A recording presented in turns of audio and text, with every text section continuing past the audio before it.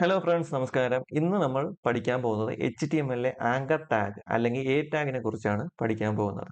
Simple ആയി പറഞ്ഞാൽ it help to create links between pages or section. Think about Instagram. ഇൻസ്റ്റാഗ്രാമിൻ്റെ അകത്ത് ഒരു ചാറ്റ് ഐക്കൺ ഉണ്ട്. ആ ചാറ്റ് ഐക്കണെ കൊണ്ട് ക്ലിക്ക് ചെയ്ത് കഴിഞ്ഞാൽ ഏത് പേജിലോട്ടാണ് പോകുന്നത്? ഒരു ചാറ്റ് ചെയ്യാൻ പറ്റുന്ന ഒരു പേജിലോട്ടാണ് പോകുന്നത്. അതേപോലെ ഇൻസ്റ്റാഗ്രാമിൻ്റെ അകത്തൊരു ലവ് ഐക്കൺ ഉണ്ട്. അതിൽ ക്ലിക്ക് ചെയ്ത് കഴിഞ്ഞാൽ ഇവിടെ പോകും, ഒരു നോട്ടിഫിക്കേഷൻ പേജിലും കൂടിയാണ് പോകുന്നത്. അപ്പൊ ഇതേപോലെ ഒരു പേജിൽ നിന്ന് വേറൊരു പേജിലോട്ട് ഈ ഒരു നാവിഗേഷൻ പോസിബിൾ ആക്കാൻ വേണ്ടി യൂസ് ചെയ്യുന്ന ഒരു ടാഗാണ് ആങ്കർ ടാഗ്. ഇതിന്റെ മെയിൻ പർപ്പസ് എന്ന് വെച്ച് കഴിഞ്ഞാൽ വെബ്സൈറ്റിൽ ഹൈപ്പർ ലിങ്ക് കൊണ്ടുവരിക. ഓക്കെ, നമുക്കിനി നേരെ എന്ത് നോക്കാം? ആങ്കർ ടാഗിന്റെ സിന്റാക്സ്. അപ്പൊ എ ടാഗ് ആണ് യൂസ് ചെയ്യുന്നത്. ഇതൊരു കണ്ടെയ്നർ ടാഗ് ആണ്. ഇതിന് എന്തുണ്ട്? ഓപ്പണിംഗും ഉണ്ട്, അതേപോലെ ക്ലോസിംഗും ഉണ്ട്. ഇതിന്റെ മിഡിലാണ് അല്ലെങ്കിൽ ബിറ്റ്വീനിലാണ് നമ്മൾ എന്ത് ചെയ്യുന്നത്? ഡിസ്പ്ലേ ചെയ്യുന്ന കണ്ടന്റ് കൊടുക്കുന്നത്. എനിക്കിവിടെ ടെക്സ്റ്റ് കൊടുക്കാം, അതെനിക്ക് ഇമോജി കൊടുക്കാം, അതേപോലെ എനിക്ക് വേണമെങ്കിൽ ഒരു ഇമേജ് തന്നെ നമുക്ക് എന്ത് ചെയ്ത് കൊടുക്കാം? സെറ്റ് ചെയ്ത് കൊടുക്കാം. ഇപ്പൊ ഞാൻ 2 ഇമേജ് ഫോൾഡറിൽ ആഡ് ചെയ്തിട്ടുണ്ട്. നമുക്ക് എന്ത് ചെയ്യാം? അതിന്റെ സൈസും കൂടി ഒന്ന് സെറ്റ് ചെയ്ത് കൊടുക്കാം.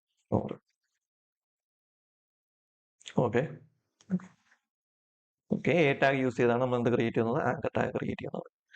ആങ്കർ ടാഗിനകത്ത് വരുന്ന ഏറ്റവും ഇമ്പോർട്ടന്റ് ആയിട്ടുള്ള ഒരു ആട്രിബ്യൂട്ട് ആണ് href. ആങ്കർ ടാഗിനകത്ത് വരുന്ന ഏറ്റവും ഇമ്പോർട്ടന്റ് ആയിട്ടുള്ള ആട്രിബ്യൂട്ട് ആണ് href.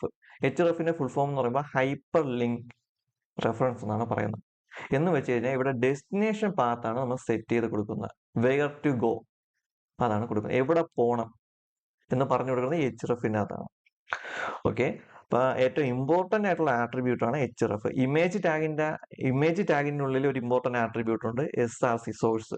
അപ്പൊ ആ സോഴ്സ് എന്ന് പറഞ്ഞ ആട്രിബ്യൂട്ടിനകത്ത് വാല്യൂ ഉണ്ടെങ്കിൽ മാത്രം എന്ത് കാണിക്കത്തുള്ളൂ? ഇമേജ് ഡിസ്പ്ലേ ചെയ്ത് കാണിക്കത്തുള്ളൂ. അതേ ഇമ്പോർട്ടൻസ് ആണ് ഇവിടെ ആങ്കർ ടാഗിന് href. ഇപ്പൊ ഇമേജ് ടാഗിന് src ഉണ്ടെങ്കിൽ മാത്രമേ ഇമേജ് ഡിസ്പ്ലേ ചെയ്ത് കാണിക്കത്തുള്ളൂ. അതേപോലെ ആങ്കർ ടാഗിന് href ഉണ്ടെങ്കിൽ മാത്രമേ വേറൊരു പേജിലോട്ട് പോകത്തുള്ളൂ. ഓക്കെ, അപ്പൊ നമുക്ക് 2 രീതിയിലാണ് നമുക്ക് എന്ത് കൊടുക്കാനുള്ള hrefനകത്ത് വാല്യൂ സെറ്റ് ചെയ്തത്. ഒന്ന് ഇന്റേണൽ ലിങ്കിങ്ങും അതേപോലെ external linking.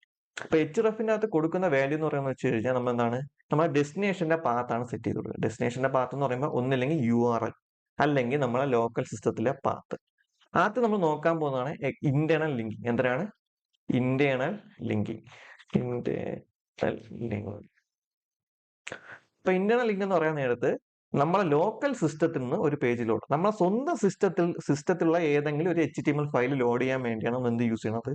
Internal linking use ചെയ്യണത്. അപ്പോൾ വലിയ ഒന്നും വ്യത്യാസമില്ല, പാത്ത് സെറ്റ് ചെയ്ത് കൊടുക്കുക, അത്രയേ ഉള്ളൂ.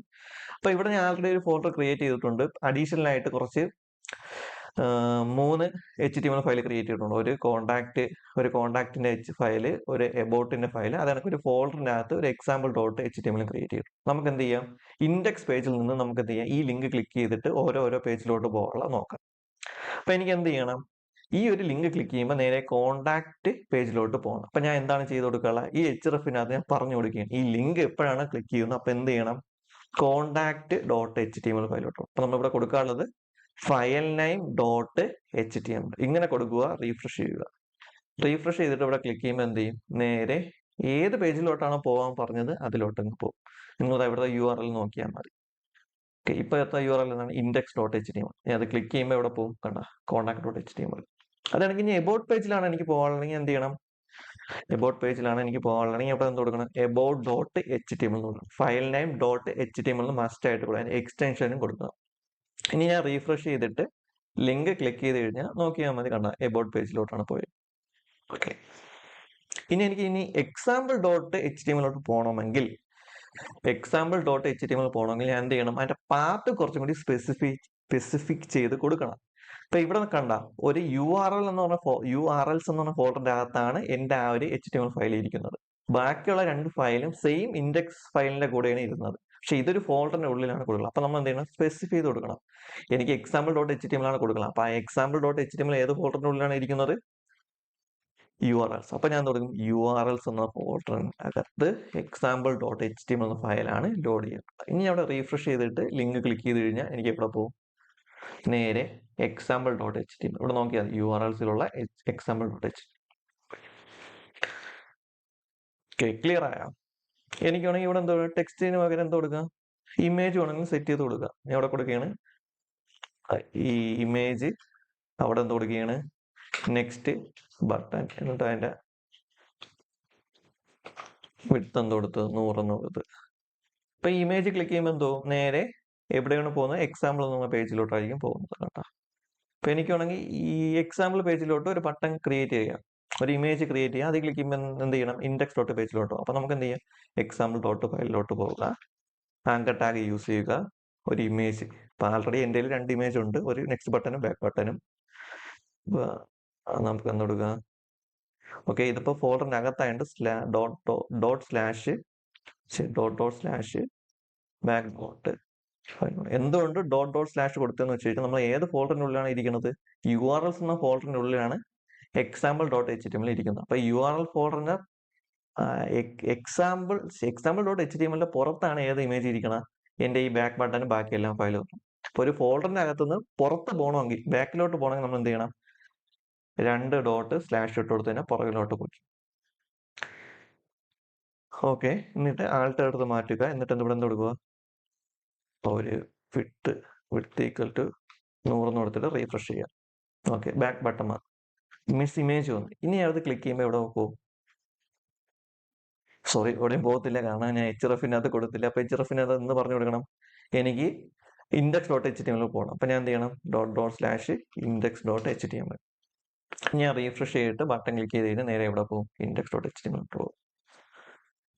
ഈ .// എന്ത് കൊടുത്തതെന്ന് വെച്ച് കഴിഞ്ഞാൽ ഇതൊരു ഫോൾഡറിന്റെ ഉള്ളിലായതുകൊണ്ടാണ്. ഇപ്പൊ ഇവിടെ contact.html ഒക്കെ വരാൻ നേരത്തെ എനിക്ക് ഡയറക്റ്റ് തന്നെ കൊടുക്കാൻ പറ്റും കേട്ടാ, .// വേണ്ട, കാരണം അത് സെയിം പാത്തിലാണ് കിടക്കുന്നത്. ഇതൊരു ഫോൾഡറിന്റെ ഉള്ളിലായതുകൊണ്ടാണ് എനിക്ക് ബാക്ക് ഇറങ്ങാൻ വേണ്ടി എന്ത് കൊടുത്താൽ .// കൊടുത്തത്. ഓക്കെ, നിങ്ങൾ ടെസ്റ്റ് ചെയ്ത് നോക്കിയാൽ മതി. ഡോട്ട് വർക്ക് ആയില്ലെങ്കിൽ അത് റിമൂവ് ചെയ്തിട്ട് ടെസ്റ്റ് ചെയ്ത് നോക്കിയാലും മതി. ഓക്കെ, ഇതിനെയാണ് നമ്മൾ എന്തെന്ന് പറഞ്ഞാൽ ഇന്റേണൽ ലിങ്കിങ് എന്ന് പറയുന്നത്. നമ്മൾ സ്വന്തം സിസ്റ്റത്തിലുള്ള ഫയലിൽ നമുക്ക് എന്ത് ചെയ്യാൻ പറ്റും, ലിങ്ക് ചെയ്യാം. ഇനി അടുത്ത നോക്കാൻ പോകുന്നതാണ് എക്സ്റ്റേണൽ ലിങ്കിങ്. എന്താണ് എക്സ്റ്റേണൽ ലിങ്കിങ്? എക്സ്റ്റേണൽ ലിങ്കിങ് എന്ന് പറയാൻ നേരത്ത് അങ്ങനത്തെ സെയിം സിന്റാക്സിന് വ്യത്യാസമൊന്നുമില്ല. എക്സ്റ്റേണൽ ലിങ്കിങ് എന്ന് പറയുമ്പോൾ കൺസെപ്റ്റ് ഒന്നുമില്ല. ഇവിടെ കൊടുക്കാനുള്ളത് നമ്മളെ ഏതെങ്കിലും എക്സ്റ്റേണൽ ഫയൽ ആയിരിക്കണം. എന്ന് വെച്ച് കഴിഞ്ഞാൽ നെറ്റിലുള്ള ഏതെങ്കിലും സൈറ്റ്, യൂട്യൂബിന്റെ ലിങ്കോ, നമ്മളെ ഗൂഗിൾ മാപ്പിന്റെ ലിങ്കോ, അല്ലെങ്കിൽ സോഷ്യൽ മീഡിയയുടെ ഏതെങ്കിലും ലിങ്കോ, അല്ലെങ്കിൽ വേറെ ഏതെങ്കിലും വെബ്സൈറ്റിന്റെ, ഈ Samsung, apple, Microsoft, Acer, Asus, അങ്ങനെ ഏതെങ്കിലും ഒരു ലിങ്ക്, അങ്ങനത്തെ ലിങ്ക് കൊടുക്കുന്നതിന് എക്സ്റ്റേണൽ ലിങ്ക് എന്ന് പറയുന്നത്. വേറെ പ്രത്യേകിച്ച് ഒന്നുമില്ല. എന്ത് ചെയ്യണം, നമ്മൾ ഏതെങ്കിലും വെബ്സൈറ്റ് എടുക്കുക, അതിന്റെ എന്ത് ചെയ്യണം, URL കോപ്പി ചെയ്യുക, ഇവിടെ കൊണ്ടങ്ങ് പേസ്റ്റ് ചെയ്യുക.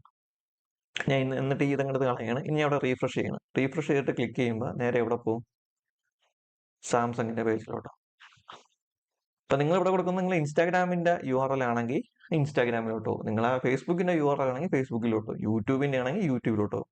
അപ്പൊ ഇത്രയേ ഉള്ളൂ എക്സ്റ്റേണലും ഇന്റേണൽ ലിങ്ക്. ഓക്കെ, ഇനി അടുത്ത് നോക്കാൻ പോകുന്നത് വെച്ച് കഴിഞ്ഞാൽ അടുത്തൊരു ആട്രിബ്യൂട്ട് ആണ് നോക്കാൻ പോകുന്നത്. ആ ആട്രിബ്യൂട്ടിന്റെ പേരാണ് ടാർഗറ്റ്. ആട്രിബ്യൂട്ടിന്റെ പേരാണ് എന്തിനാണ്, ടാർഗറ്റ്. പിന്നെ അവിടെ ജസ്റ്റ് ഒന്ന് ചെറിയ ചെറിയ മാറ്റങ്ങൾ ചെയ്യാണ്. ഓക്കെ, കോണ്ടാക്ട് HTML അല്ലെങ്കിൽ കോണ്ടാക്ട് എന്ന് പറയും. ഓക്കെ, അപ്പൊ ടാർഗറ്റ് എന്ന് പറയുമ്പോൾ നമ്മൾ ലിങ്ക് ക്ലിക്ക് ചെയ്യുമ്പോൾ ഈ സെയിം ടാബിൽ തന്നെ പേജ് ലോഡായി വരണോ, അതോ അടുത്തൊരു പുതിയ പേജിനകത്ത് ലോഡായി വരണോ എന്ന് തീരുമാനിക്കുന്നത് ടാർഗറ്റ് എന്നുള്ള ആട്രിബ്യൂട്ട് യൂസ് ചെയ്താണ്. അപ്പൊ ടാർഗറ്റ് എന്ന ആട്രിബ്യൂട്ട് യൂസ് ചെയ്ത് നമുക്ക് എന്ത് ചെയ്യാൻ പറ്റും, സെയിം ടാബിലാണോ ലോഡ് ആവുന്നത്, അത് ഡിഫറെന്റ് ടാബിലാണോ ലോഡ് ആവുന്നത്, നമുക്ക് എന്ത് ചെയ്യാൻ പറ്റും, സ്പെസിഫൈ ചെയ്ത് കൊടുക്കാൻ പറ്റും. അതാണ് ടാർഗറ്റിന്റെ പ്രത്യേകത. അപ്പൊ ഞാൻ എന്ത് ചെയ്യാണ്, ഇപ്പൊ ഇത് ക്ലിക്ക് ചെയ്ത് കഴിഞ്ഞാൽ എന്തൊക്കെയാണ്, സെയിം പേജിലായിരിക്കും കണ്ട, സെയിം ടാബിലായിരിക്കും ലോഡായി വരുന്നത്. എനിക്ക് ഡിഫറെന്റ് ടാബിലോട്ട് പോകണം. അപ്പൊ ഞാൻ എന്ത് ചെയ്യണം, ഇവിടെ ടാർഗറ്റ് എന്നുള്ള ആട്രിബ്യൂട്ടിനെ വിളിക്കും. എന്നിട്ട് എന്ത് ചെയ്യും, ഇതിൽ 4 വാല്യൂസ് ആണ് ഉള്ളത്. അതിന്റെ അകത്ത് _blank എന്നുള്ളൊരു വാല്യൂ ഉണ്ട്. ഈ വാല്യൂ ആണ് എന്ത് പോസിബിൾ ആക്കുന്നത്, ലിങ്ക് ക്ലിക്ക് ചെയ്യുമ്പോൾ പുതിയൊരു ടാബിലോട്ട് ലോഡ് ആവാൻ ഉള്ള ഫീച്ചർ എനേബിൾ ചെയ്ത് കൊടുക്കുന്നതാണ്. index.html ക്ലിക്ക് ചെയ്യുമ്പോൾ എന്താ, പുതിയ ടാബിനകത്ത് contact.html വരും. ഒന്നും കൂടി ക്ലിക്ക് ചെയ്യുന്നത് അതേപോലെ ഒരു പുതിയ ടാബിലോട്ടാണ് നമ്മൾ പേജ് റീലോഡ് ചെയ്യാനുള്ളതാണെങ്കിൽ നമ്മൾ എന്ത് ചെയ്യണം, ടാർഗറ്റിന്റെ അകത്ത് _blank സെറ്റ് ചെയ്തോളൂ. ഓക്കെ, അതാ. അപ്പൊ നമുക്ക് എന്ത് ചെയ്യും, ഇതേപോലത്തെ റിസൾട്ട് കിട്ടും. ഓക്കെ, പിന്നെ നമുക്ക് എന്ത് ചെയ്യാം, പിന്നെ അടുത്ത വരുന്ന ഒരു ആട്രിബ്യൂട്ട് ആണ് ടൈറ്റിൽ. അടുത്ത വരുന്ന ആട്രിബ്യൂട്ടാണ് ടൈറ്റിൽ. അപ്പോൾ സ്പേസ് ഇടുക, ടൈറ്റിൽ. അപ്പൊ ടൈറ്റിൽ യൂസ് ചെയ്ത് നമുക്ക് എന്ത് ചെയ്യാൻ പറ്റും, കുറച്ചും കൂടി എന്തെങ്കിലും ഒരു മെസ്സേജ് കൊടുക്കാൻ പറ്റും, എന്തെങ്കിലും ഡിസ്ക്രിപ്ഷൻ എന്തെങ്കിലും കൊടുക്കാൻ പറ്റും. അപ്പൊ ടൈറ്റിലിന് പ്രത്യേകം ഒന്നുമില്ല, ജസ്റ്റ് എന്ത് ചെയ്യുക, ഈ മൗസ് കൊണ്ട് ഇവിടെ കൊണ്ട് വെക്കുമ്പോൾ എന്ത് ചെയ്യും, ഒരു ബോക്സിന്റെ അകത്ത് എന്തെങ്കിലും ഒന്ന് ഡിസ്പ്ലേ ചെയ്ത് കാണിക്കും, ഇന്നൊരു സ്ഥലത്തായിരിക്കും ഇത്. നിങ്ങൾ എന്ത് മെസ്സേജ് കൊടുക്കുമോ അതായിരിക്കും. ഞാൻ ഇവിടെ കൊടുക്കുമ്പോൾ മെസ്സേജ് എന്ന് കൊടുത്തിട്ട് ഞാൻ റീഫ്രഷ് ചെയ്യണം. ഇനി മൗസ് കൊണ്ട് ആ ലിങ്കിന്റെ അവിടെ ജസ്റ്റ് ഒന്ന് കൊണ്ടുവയ്ക്കണം, ക്ലിക്ക് ഒന്നും ചെയ്യണില്ല, കണ്ടോ, ഒരു ചെറിയ ബോക്സിന്റെ മെസ്സേജ് കാണിക്കുന്നില്ലേ. അപ്പൊ നമുക്ക് ഇവിടെ സ്പെസിഫൈ ചെയ്ത് കൊടുക്കാം. Okay, go to contact HTML, go to contact page. ഞാൻ റീഫ്രഷ് ചെയ്തിട്ട് ജസ്റ്റ് ഒന്ന് മൗസ് കൊണ്ട് അവിടെ ഹോവർ ചെയ്യണം. ഹോവറിന്റെ അർത്ഥം എന്ന് വെച്ച് കഴിഞ്ഞാൽ കൊണ്ട് അതിന്റെ മുകളിൽ കൊണ്ട് വെക്കുക. അപ്പൊ കാണുമ്പോൾ നമുക്ക് കാണിക്കുന്നുണ്ട് ഗോ ടു കോണ്ടാക്ട് പേജ്. അപ്പൊ ഇതാണ് ടൈറ്റിൽ ടാഗിന്റെ പ്രത്യേകത. നമുക്ക് എന്തെങ്കിലും ചെയ്യാം, എക്സ്ട്രാ ഇൻഫർമേഷൻസ് നമുക്ക് എന്ത് ചെയ്യാൻ പറ്റും, ആഡ് ചെയ്യാൻ പറ്റും. എക്സ്ട്രാ ഇൻഫർമേഷൻ നമുക്ക് എന്ത് ചെയ്യാൻ പറ്റും, ടൈറ്റിൽ ടാഗ് യൂസ് ചെയ്ത് ഒരു ആങ്കർ ടാഗിന് സെറ്റ് ചെയ്ത് കൊടുക്കാൻ പറ്റും. ഓക്കെ, പിന്നെ ശ്രദ്ധിക്കാനുള്ള കാര്യം എന്ന് വെച്ച് കഴിഞ്ഞാൽ HREFന്റെ അകത്ത് വാല്യൂ ഒന്നും ഇല്ലെങ്കിൽ അതിന്റെ അർത്ഥം ലിങ്ക് ക്ലിക്ക് ചെയ്യുമ്പോൾ സെയിം പേജിലോട്ട് തന്നെ ലോഡായി വരണം. അത് കണക്ക് ഇവിടെ ഹാഷ് ആണ് കൊടുക്കുന്നെങ്കിൽ അതിന്റെ അർത്ഥം എന്ന് വെച്ച് കഴിഞ്ഞാൽ സെയിം തന്നെയാണ്, സെയിം പേജിലോട്ട് റീലോഡ് ചെയ്യുക. ഇപ്പൊ MD ആണെങ്കിലോ ഹാഷ് ആണെങ്കിലോ സെയിം പർപ്പസ് തന്നെ, സെയിം പേജിലോട്ട് തന്നെ വീണ്ടും എന്ത് ചെയ്യുക, വെബ്സൈറ്റ് റീലോഡ് ചെയ്തുകൊണ്ടിരിക്കുക. ഓക്കെ, ഇനി നമുക്ക് എന്ത് ചെയ്യാം, നമുക്ക് ഈ ഒരു ആങ്കർ ടാഗിനെ ഒരു ബട്ടണിലോട്ട് കൺവേർട്ട് ചെയ്യാം. സ്റ്റൈൽ എന്ന് പറഞ്ഞ ആട്രിബ്യൂട്ട് യൂസ് ചെയ്ത് നമുക്ക് എന്ത് ചെയ്യാൻ പറ്റും, ഈ ഒരു ബട്ടൺ, ഈ ഒരു ആങ്കർ ടാഗിനെ നമുക്ക് എന്ത് ചെയ്യാം, ഒരു ചെറിയൊരു ബട്ടന്റെ ഡിസൈനിലോട്ട് നമുക്ക് എന്ത് ചെയ്യാൻ പറ്റും, കൺവേർട്ട് ചെയ്യാൻ പറ്റും. അപ്പൊ അതെങ്ങനെയാണ് ചെയ്യണമെന്ന് നോക്കാം. അപ്പൊ അതിന് ചെയ്യാൻ വേണ്ടി ഞാൻ എന്ത് ചെയ്യുകയാണ്, സ്റ്റൈൽ എന്നുള്ള ആട്രിബ്യൂട്ട് വിളിച്ച്, നമ്മൾ ഇന്നലെ ഇമേജ് ടാഗിന്റെ അകത്ത് ഈ ആട്രിബ്യൂട്ട് യൂസ് ചെയ്യണ കണ്ടിട്ടുണ്ട്. അപ്പൊ സ്റ്റൈൽ എന്നുള്ള വിളിച്ചിട്ട് ഓക്കെ, ഇതിന്റെ അകത്ത് ഞാൻ എന്ത് കൊടുക്കുകയാണ്, പ്രോപ്പർട്ടീസ് എഴുതുകയാണ്. അപ്പൊ എനിക്ക് എന്ത് ചെയ്യണം, ഫസ്റ്റ് കുറച്ചും കൂടി ഓക്കെ, നമ്മൾ എപ്പോഴും കൊടുക്കുമ്പോൾ നോക്കിയാൽ മതി, ഓപ്പണിംഗ് ടാഗിന്റെ ഉള്ളിലായിരിക്കണം, പുറത്ത് പോകാൻ പാടില്ല. ഇതാണ് ആംഗുലർ ബ്രാക്കറ്റ് ഓപ്പൺ ചെയ്യുന്നു, ക്ലോസ് ചെയ്യുന്നു, ഇതിന്റെ ഉള്ളിലായിരിക്കണം എപ്പോഴും ആട്രിബ്യൂട്ടും അതെനിക്ക് സ്റ്റൈലിന്റെ പ്രോപ്പർട്ടീസ് ഒക്കെ കൊടുക്കാനുള്ള. ഞാൻ നേരത്തെ പിടിച്ച് പോകണമെന്ന് നിർബന്ധമില്ല. നമുക്ക് ഇനി എന്ത് ചെയ്യാം, ഇതിനെ ഡിസൈൻ ചെയ്യാം. ഫസ്റ്റ് എന്ത് ചെയ്യാം, ഫസ്റ്റ് ഇതിന്റെ സൈസ് കൂട്ടാം. അപ്പൊ സൈസ് കൂട്ടാൻ വേണ്ടി യൂസ് ചെയ്യുന്ന ഒരു പ്രോപ്പർട്ടിയാണ് font size. Font minus size. ഇതിന്റെ നമുക്ക് എന്ത് കൊടുക്കാം, PX കൊടുക്കാം, ഇഷ്ടമുള്ള കൊടുക്കാം. ഞാൻ PX കൊടുക്കുകയാണ്, 32 PX എന്ന് കൊടുത്തിട്ട് ഞാൻ റീഫ്രഷ് ചെയ്യാം. സൈസ് കൂടി നമുക്ക് എന്തെങ്കിലും കുറച്ചും കൂടി വലുതാക്കി കൊടുക്കാം, ഒരു 62 കിടക്കട്ടെ. ഓക്കെ, എനിക്ക് എന്ത് ചെയ്യണം, ഈ ഒരു അണ്ടർലൈൻ എടുത്ത് കളയാം. അപ്പൊ അതിനുവേണ്ടി യൂസ് ചെയ്യുന്ന പ്രോപ്പർട്ടിയാണ് ടെക്സ്റ്റ് മൈനസ് ഡെക്കറേഷൻ. ഇതിൻ്റെ അകത്ത് ഞാൻ നണ്ണെന്ന് കൊടുത്തു കഴിഞ്ഞാൽ അണ്ടർലൈൻ ആകും. ഓക്കെ, നമുക്ക് എന്ത് ചെയ്യാം, ഇതിന്റെ ആ ടെക്സ്റ്റിന്റെ ഫോർമാറ്റ് തന്നെ മാറ്റിക്കളയാം. അപ്പൊ അതിനുവേണ്ടി ഞാൻ എന്ത് യൂസ് ചെയ്യാണ്, ഫോണ്ട് ഫാമിലി, ഫോണ്ട് മൈനസ് ഫാമിലിനകത്ത് സയൻസ് റഫ്, ആ സ്റ്റൈൽ തന്നെ മാറി. നമുക്ക് ഇനി എന്ത് ചെയ്യാം, ഇതിനൊരു കളർ കൊടുക്കാം. ഇപ്പൊ ഒരു പിങ്ക് നീല കളർ, പിങ്ക് അല്ലെങ്കിൽ നീലയിലേ ഇരിക്കണം. എനിക്ക് എന്ത് ചെയ്യാം, ഒരു ബ്ലാക്ക് കളർ തന്നെ. അപ്പൊ അതിനുവേണ്ടി കളറിനകത്തും കൊടുക്കാം ബ്ലാക്ക് കളറാ, കറുത്ത കളർ. ഇനി നമുക്ക് എന്ത് ചെയ്യാം, ഇതിനൊരു ബാക്ക്ഗ്രൗണ്ട് കളറും കൂടി സെറ്റ് ചെയ്ത് കൊടുക്കാം. അപ്പൊ ബാക്ക്ഗ്രൗണ്ട് കളർ സെറ്റ് ചെയ്യാൻ വേണ്ടി യൂസ് ചെയ്യുന്ന പ്രോപ്പർട്ടി നെയിമാണ് ബാക്ക്ഗ്രൗണ്ട് മൈനസ് കളർ. നമുക്ക് എന്ത് കൊടുക്കാം, ഒരു ഗ്രേ കൊടുക്കാം. ഒരു ഗ്രേ ആയി വേണമെങ്കിൽ ആ ഗ്രേയിൽ എന്ത് ചെയ്യാം, കുറച്ചും കൂടി ഒപ്പാസിറ്റിയോ അല്ലെങ്കിൽ അതിന്റെ ഷെയ്ഡോ എല്ലാം മാറ്റാം. ഇപ്പൊ ഷെയ്ഡ് മാറ്റാൻ വേണ്ടി എത്രയാണ് ചെയ്യാനുള്ള, ഈ ഒരു ബോക്സ് ഉണ്ട്, ഈ ബോക്സിന്റെ അകത്ത് ജസ്റ്റ് ഒന്ന് കൊണ്ടുവയ്ക്കുക, ക്ലിക്ക് ഒന്നും ചെയ്യണ്ട, ജസ്റ്റ് ഒന്ന് കൊണ്ടുവയ്ക്കുക. അപ്പൊ ഇതണക്ക് വരും. എന്നിട്ട് ഇഷ്ടമുള്ള ഒരു കളർ ചൂസ് ചെയ്യുക, ഇവിടെ ഒന്ന് റീഫ്രഷ് ചെയ്യുക. കളർ മാറിയില്ലേ, ഓക്കെ.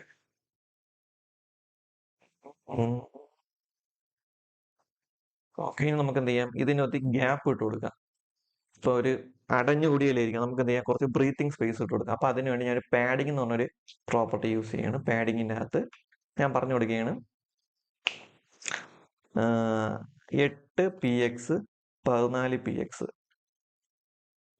അപ്പൊ ഇതിന്റെ അർത്ഥം എന്ന് വെച്ച് കഴിഞ്ഞാൽ 8 PX എന്ന് പറയുമ്പോൾ മുകളിലും താഴെ ഈ രണ്ട് സൈഡിലും 8 യൂണിറ്റ് 8 പിക്സലിലോട്ട് മാറ്റാൻ പറഞ്ഞു. അതെനിക്ക് ഇവിടെ 14 പിക്സലിലോട്ട് മാറ്റാൻ പറഞ്ഞു. നമുക്ക് എന്ത് ചെയ്യാം, ഒരു വിട്ടും കൂടി കൊടുക്കാം. അപ്പൊ നമുക്കൊരു വിട്ട് ഞാൻ ഇവിടെ കൊടുക്കുകയാണ് 100 PX എന്ന്. ഓക്കെ, വർക്കായില്ല. അപ്പൊ വിട്ട് വർക്കായില്ലെങ്കിൽ നമ്മൾ എന്ത് ചെയ്യണം, ഡിസ്പ്ലേ എന്ന് പറഞ്ഞ പ്രോപ്പർട്ടി യൂസ് ചെയ്തിട്ട് അതിൻ്റെ അകത്ത് ഇൻലൈൻ ബ്ലോക്ക് എന്നുള്ളൊരു വാല്യൂ ഉണ്ട്. ഇൻലൈൻ മൈനസ് ബ്ലോക്ക് കൊടുക്കുക, റീഫ്രഷ് ചെയ്യുക. ഓക്കെ, വിട്ട് വർക്കായി. നമുക്ക് എന്ത് ചെയ്യാം, കൂട്ടി കൊടുക്കുക, 400 കൊടുക്കുക. ഓക്കെ, എന്നിട്ട് എന്ത് ചെയ്യാം, എന്നിട്ട് ടെക്സ്റ്റ് അലൈൻ സെന്റർ കൊടുക്കുക, സെന്ററാ. 400 കൂടിപ്പോയി, നമുക്ക് എന്ത് ചെയ്യാം, ഒരു 160 വല്ലതും കൊടുത്തു കൊടുക്കുക.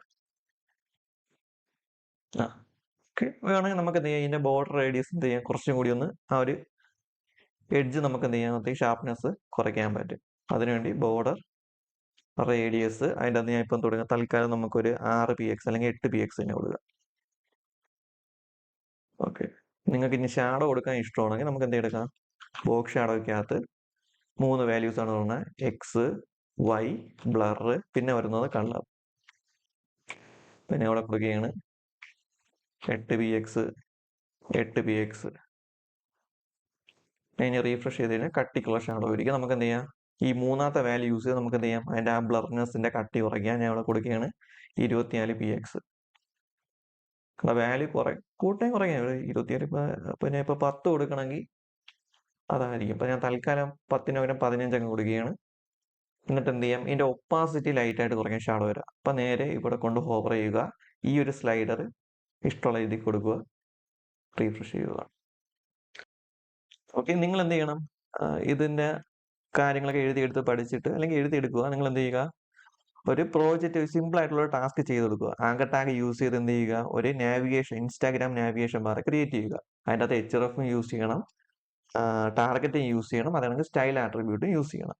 എന്നിട്ട് തന്നെ 2 പേജ് ക്രിയേറ്റ് ചെയ്യണം. ഒരു chat.html എന്ന പേജ് ക്രിയേറ്റ് ചെയ്യണം, navigation.html എന്ന പേജ് ക്രിയേറ്റ് ചെയ്യണം. ചാറ്റ്.ൽ ക്ലിക്ക് ചെയ്യുമ്പോൾ ഇവിടെ പോകണം, ചാറ്റിന്റെ പേജിലോട്ട് പോകണം.